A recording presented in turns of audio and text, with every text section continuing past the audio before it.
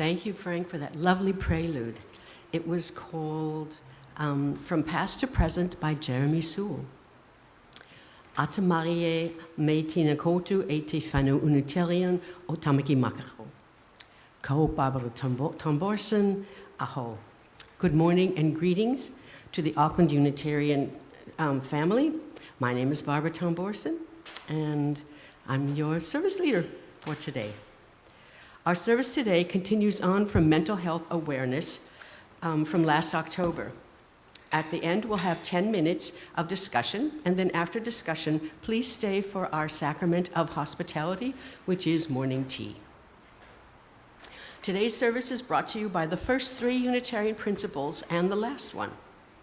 They are the inherent worth and dignity of every person, justice, equity, and compassion in human relations, acceptance of one another, and encouragement to spiritual growth, and lastly, respect for the interdependent web of all existence of which we are a part. Our opening words are by Unitarian Minister Andrew Pakula. Come into this circle of community. Come into this sacred space. Do not be tentative. Bring your whole self. Bring the joy that makes your heart sing. Bring your kindness and your compassion. Bring also your sorrow, your pain. Bring your brokenness and your disappointments. Spirit of love and mystery, help us to recognize the spark of the divine that resides in each of us. Today's Chalice Lighting words are from Unitarian Universalist Minister Florence Kaplow. We light this chalice today in honor of the Unitarian Universalist first principle, to affirm and promote the inherent worth and dignity of every person. The words are, we recognize that these are not just words to be spoken. Instead, they call us out of our comfort into an ever-deepening commitment, a commitment we make to the rights of all whose inherent worth and dignity are denied, diminished, or destroyed by cultural fears and stigma. And our first principle calls us to look into our own hearts and selves with courage and honesty. Please come forward and light a candle to share a joy or a concern. People on Zoom, you Zoomers, you can raise a virtual hand if you want to have someone light a candle for you, and then you can share your joy or concern.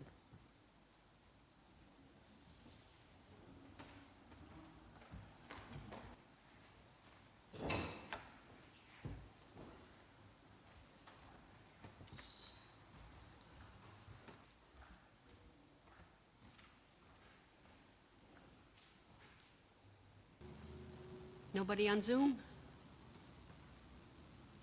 No? Okay. Maria, would you light another candle for those joys or concerns that people are holding in their hearts but don't want to share them in such a public way? Okay, this first part of the what we call the main talk is, I've titled it The Personality Disorder in You. Okay, last October, I led a service on the United Nations Mental Health Awareness Week. Many who were present at that service commented on how much they got out of it and that they would like to hear more. So today, this is the follow-up. As someone with lived experience of mental health diagnosis, I have used mental health services for decades. Before I accidentally retired, I was an advisor with Auckland District Health Board Mental Health Services. Last year's Mental Health Awareness Week focused a lot on stigma against those with mental illness. Instead of mental illness, I strongly prefer the term different mental condition. Pre-colonial Maori considered those we call mentally ill as different. I choose to use that term in this sermon.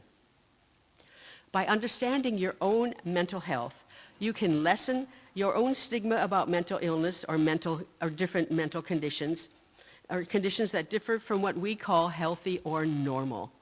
Normal is a real buzzword for me, so I definitely prefer healthy instead of normal. Mental health quality is a continuum in two ways: within a person and relative for each person in society or along that continuum. Our mental health moves fluidly, but usually not rapidly along this continuum. This fluidity enables us to understand our personal growth and to connect with others on a deep level. Last October, we considered the progression of how anyone could develop auditory hallucinations or hearing voices. That exercise helped us understand how anyone might develop auditory hallucinations. With that understanding, we could sympathize with those who hear voices that disrupt their lives. This slide describes that progression. Okay, well, we're just going to leave it up there. Today, I'm attempting a more complex comparison for you to understand personality disorders. I hope by the end of this part of the service, you can see how someone might develop a personality disorder or even have one yourself. American spiritual philosopher, psychologist, and writer Ram Dass said it this way: "You've got to understand that your ability to see the soul and subtlety inside of another person is in part dependent on your ability to acknowledge it in yourself. It's easier to see and understand it in someone else if you've seen it in yourself. So let's try to acknowledge that part in each of us that could evolve into a personality disorder." The term personality disorder may imply that there is something not quite right about someone's personality, that it is disordered, broken, or wrong, or that they are somehow a bad person, even scary. But that is not what the words are intended to mean. These terms merely help clinicians group a set of typical features for people with problematic aspects of their personality. I'm going to repeat that because that's really important. These terms merely help clinicians group a set of typical features for people with problematic aspects of their personality. These aspects can cause serious problems for someone and be challenging for those around them. Psychologists recognize 10 prevalent personality disorders, the most common of which are borderline personality disorder and antisocial. Slide 2. These are the 10 most common personality disorders. All of them carry a load of stigma, especially borderline and antisocial, the most common ones. I put them in bold because they are the most common ones. Someone with lived experience of borderline personality disorder advised that we, quote, "look at personality disorder behaviors as on a spectrum of human behavior. We all have times of some of these features, but for some of us, they end up clustered together, making life more difficult. So much of life is bound up in relationships, and being able to people is important to well-being." Within this list, let's consider aspects of personality disorders in which you may recognize some in yourself. So what does it mean to have a personality disorder? People with, I'm going to call them PDs, okay? People with PDs often have a hard time understanding emotions and tolerating distress. Regulating their emotions is challenging, sometimes impossible, depending on the amount of chronic stress they're experiencing or even trauma in their lives and from their past. Have not all of us here had trouble understanding emotions, sometimes in ourselves and certainly with others? Have you ever tolerated distress well or handled it really unwell? And about managing your emotions, have you never had an outburst of anger that lasted longer than you wanted it to? Can you not think of a time when your emotions were quite out of line and you could not get on top of them? That is one of the key traits of having a personality disorder. As well, those with personality disorder act impulsively. Acting impulsively can be confused with acting spontaneously. They are closely related. Impulsivity, however, comes with maladaptive behaviors and disorders such as drug abuse, gambling, or obesity. Impulsivity can lead to addictions. That begs the question, have you ever thought you have an addiction?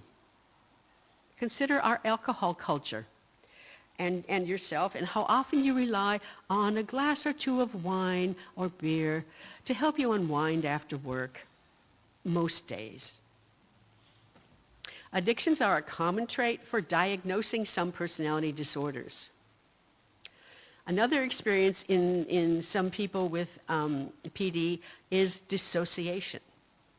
In fact, those who experience a lot of dissociation have their own named personality disorders. Dissociation is a mental process involving a disconnection between a person's thoughts, memories, feelings, actions, or even sense of identity. It is a subtype of psychosis involving a disconnect with reality, but usually not as intense as psychosis. Dissociation is part of a mood disorder. It's like seriously zoning out. Amnesia is an advanced form of dissociation. And slide 3 shows you the overall picture of the development of dissociation. You can see this is really complex, and I'll be breaking it down, but I wanted you to see it overall so you can get an appreciation for really how complicated this is. These slides of the stages of dissociation show how it starts as something normal, with thoughts and experiences everyone has. You may even progress to the second, more serious stage. But by the third one, dissociation is causing serious problems in your life. These slides illustrate again the complexity of this different mental condition. So slide 4, let's look at the first, or the so-called normal stage. Who has not experienced all of these? Daydreaming, flow states, meditative practices, highway hypnosis, zoning out and in on conversations. This is experience that everybody has. This personal acknowledgement of it enables us to relate personally with psychological dissociation.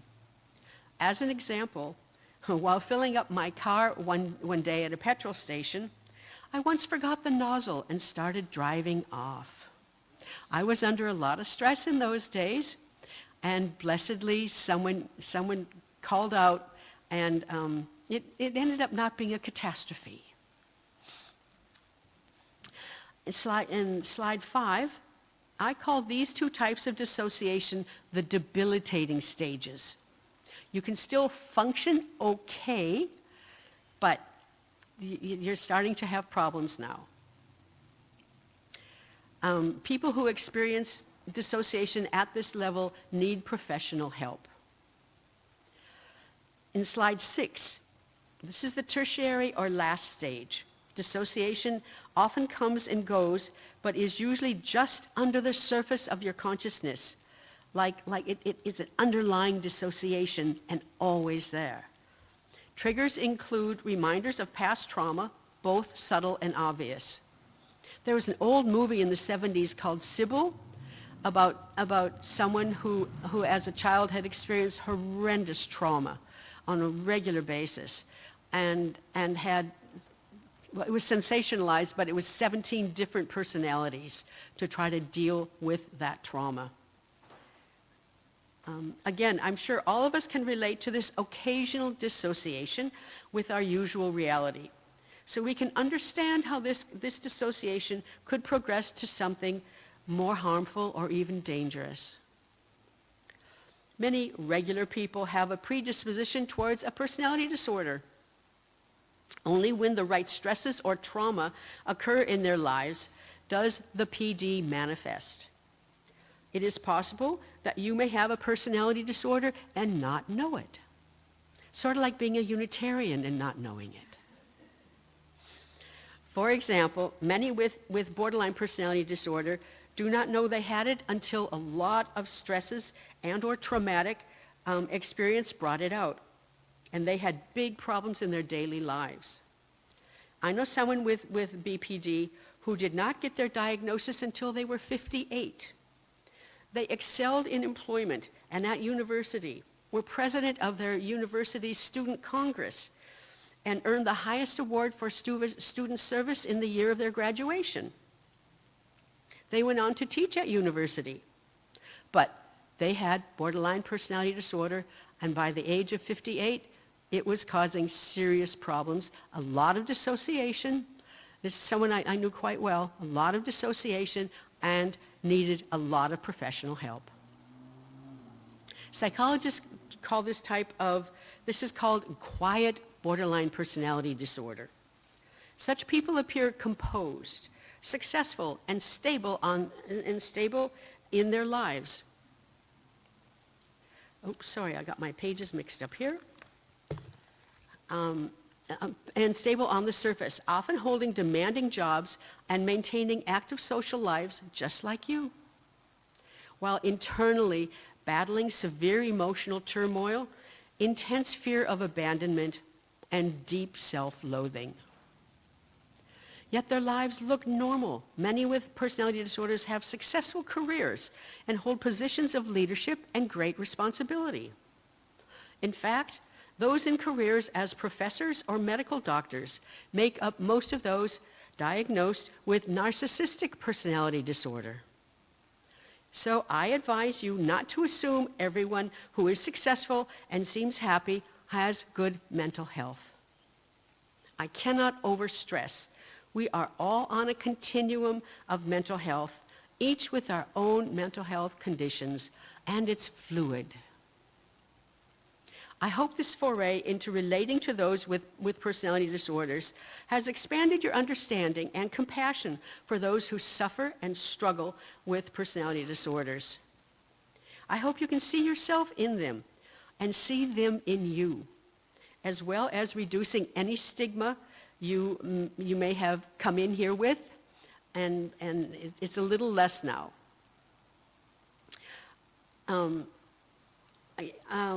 It's an important aspect of our interconnected web of life, in this case, our social lives.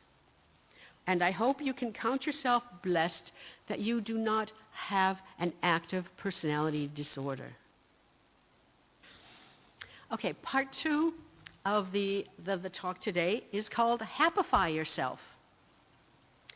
Besides developing your understanding and compassion for those with personality disorders, last year's Mental Health Awareness Week also focused on personal mental health. Let's consider happiness as an aspect of good mental health. I like this definition of happiness: an enduring state of well-being involving satisfaction in the pleasant, good, and meaningful aspects of life. A happy life has a sense of meaning and deep contentment. Let's not confuse happiness with feeling really good or bouncing from one joy to the next. Research into the psychology of happiness started in the 1990s, but it's based on historical and modern philosophies. When a reporter asked Freud what Freud thought we needed for happiness, he replied 2 things. 1, satisfying relationships, and 2, satisfying occupations.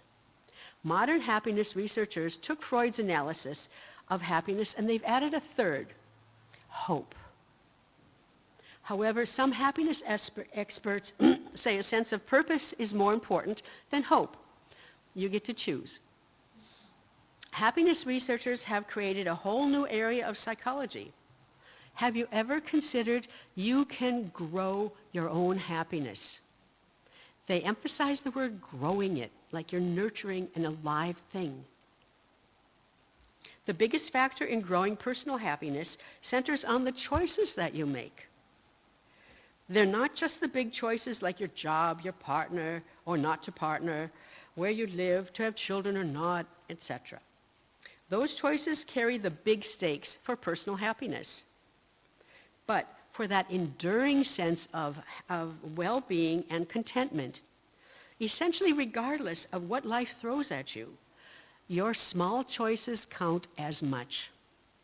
These are your everyday choices, even sometimes of minor things. Slide 7 lists them. They include choices about relationships, about your health, about the physical aspects of your life outside of health, choices about managing your emotions, and choices about your spiritual life. Research in positive psychology, including the science of happiness, is rife with traits of happy people. From my research into happiness, I've culled this list of traits that I think lead to enduring happiness. First, happy people live in the present and are not too hung up on the past, nor worry too much about the future. Second, happy people see opportunities instead of problems. They accept that life has hard challenges, even tragedies, and they understand that within difficulty lies opportunity. Happy people find happiness in the small things and make a habit of enjoying pleasures like the sun on your face as you're walking outside, spending time with a good friend, the smell of the ocean, all those nice little small things, but they make a habit of stopping and appreciating them, if not out and out enjoying them. Happy people value internal sources of happiness over materialistic things. Experiences, relationships, and small things in life bring them more joy than materialistic items. This value is essential for spiritual development. Happy people are grateful and count their blessings. They appreciate what they already have instead of always wishing for more and more and more, and they never get satisfied. Number 6, happy people don't get stuck when awful things befall them. They spend little time complaining and feeling sorry for themselves. They know when it's time to move on. 7, happy people give and share generously. Unhappy people are often greedy, selfish, and not very willing to share. I think Trump is in this one. While happier people are generous to others with their time, money, and resources.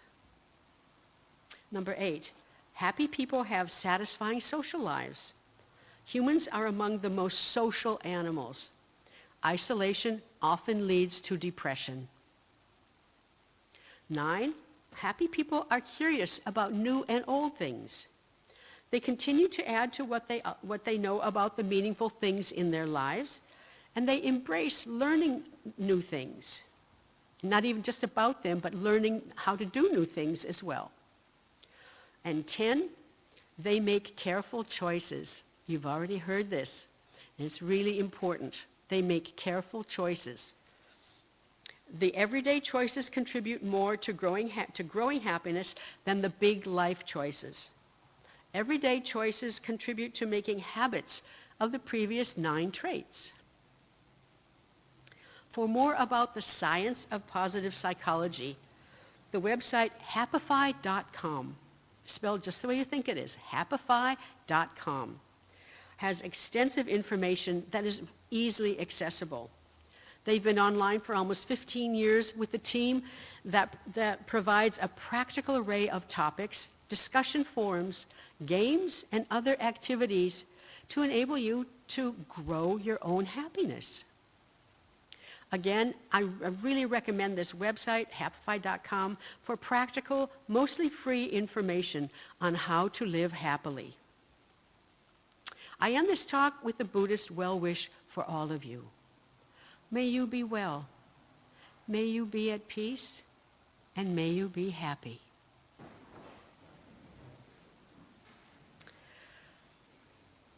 It's time to extinguish the chalice. We're going to have lots of time for discussion today. We extinguish this flame, but not the, it doesn't. Anybody who knows the words, who's been coming long enough, please join in. Oh, they're up there. All right, here we go. We extinguish this flame, but not the light of truth, the warmth of community, or the fire of commitment. These we carry in our hearts until we are together again. So the closing words by Unitarian Universalist minister Rebecca A. Edmondson Lang. Mindful of our highest aspirations, bound by common faith and purpose, and yet beginning with ourselves as we are, let us take one more step, individually and together, in our unending quest for dignity, justice, and love. To get into our small groups for discussion, and these are the 3 questions. How has this talk made you think differently about personality disorders? You can choose any of these. Which of the personality disorder traits did you find most in yourself? And what do you think of the idea that you can grow happiness? All right, so off you go.